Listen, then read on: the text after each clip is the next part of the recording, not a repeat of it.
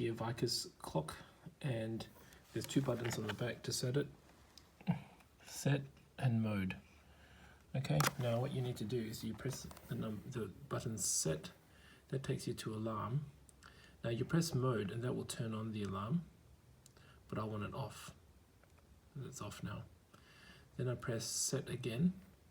That takes me to the hour. If I want to change the hour, you just press mode and that changes the hour. Okay, then you press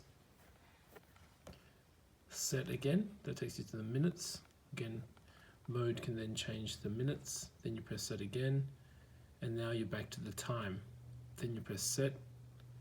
That takes you to the alarm, set, hour, minute, and now it takes you to the month.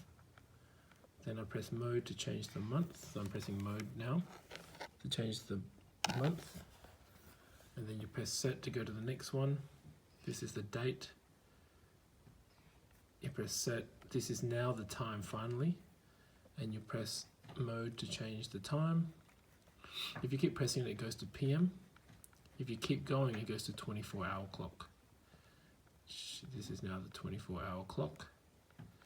And now what happens?